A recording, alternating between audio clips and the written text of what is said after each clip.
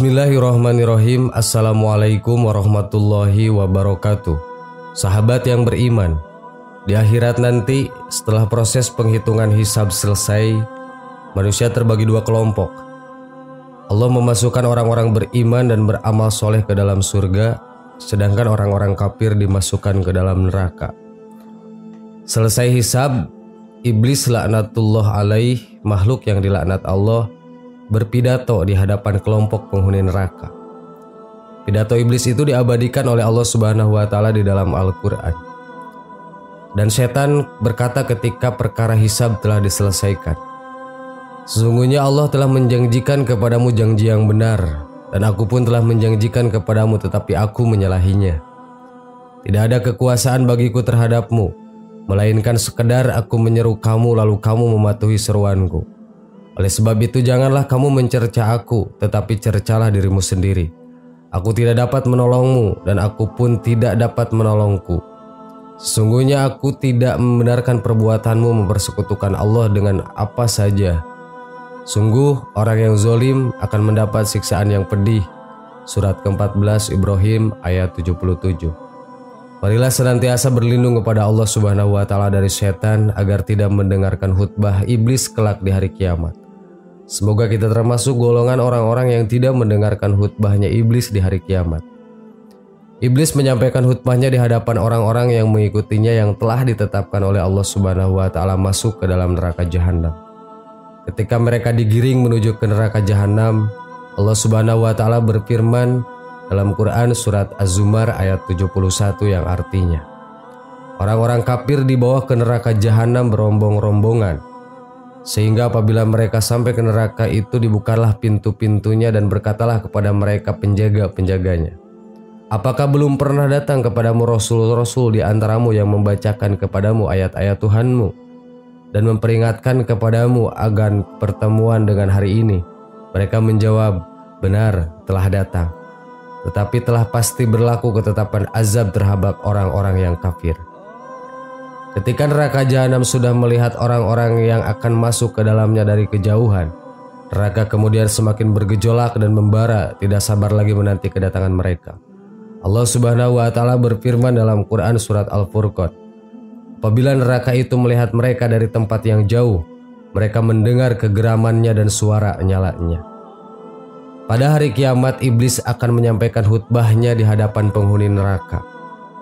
Sebuah khutbah yang menyentuh hati yang akan membuat mereka semakin bersedih dan sangat menyesal karena mereka mengikuti perintah iblis yang ternyata menyesatkan.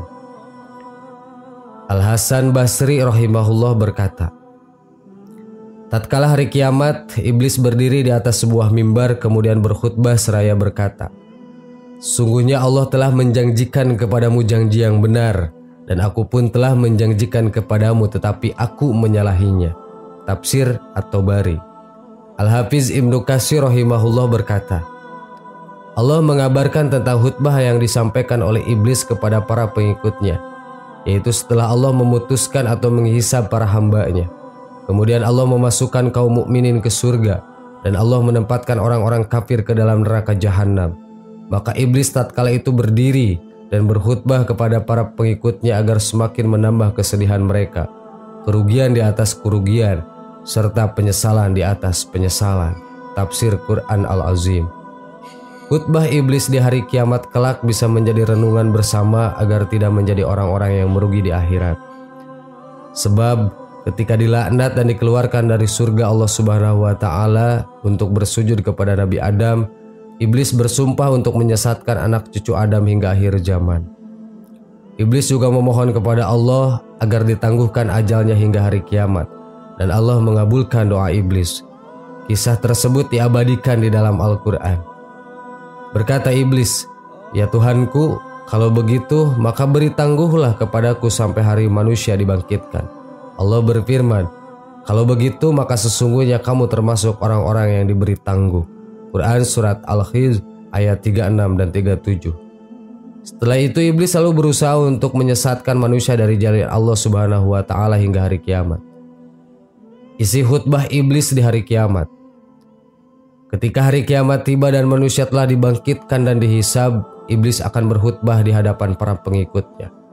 Khutbah iblis di hari kiamat ini merupakan khutbah yang paling menyentuh sekaligus bisa menjadikan rentungan bersama agar kita tidak ikut serta tersesat bersama iblis dan para pengikutnya. Allah Subhanahu wa Ta'ala telah menunjukkan sedikit rahasia sebuah peristiwa di hari kiamat kelak ketika iblis berkhutbah di hadapan para pengikutnya. Peristiwa ini diungkapkan dan diterangkan oleh Allah Subhanahu wa Ta'ala di dalam Al-Quran. Dan dimasukkanlah orang-orang yang beriman dan beramal soleh ke dalam surga yang mengalir di bawahnya sungai-sungai. Mereka kekal di dalamnya dengan izin Allah. Mereka ucap penghormatan mereka dalam surga itu ialah salam. Quran Surat Ibrahim ayat 23. Iblis kemudian berkhutbah kepada para pengikutnya tatkala mereka akan dimasukkan ke dalam neraka jahanam dan telah melihat api yang menyala-nyala yang siap membakar mereka.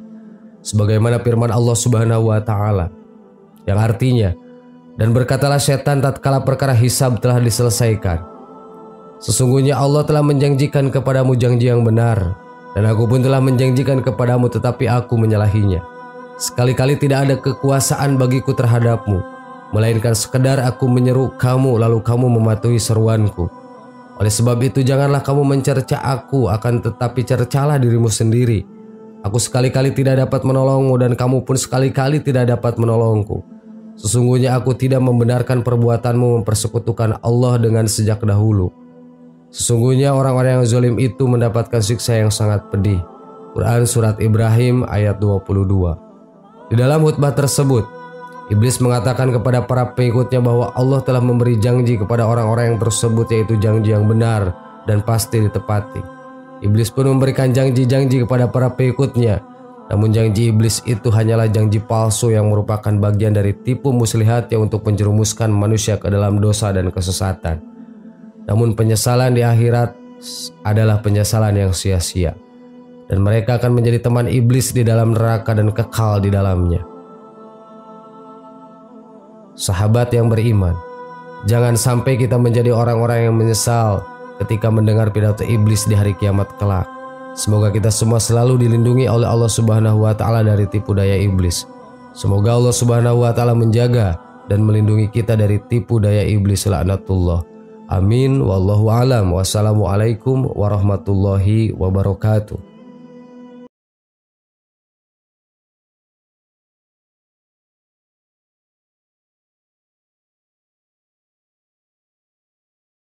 Subhanallah walhamdulillah wa la ilaha illallah wallahu akbar. Subhanallah walhamdulillah wa la ilaha illallah wallahu akbar. Subhanallah.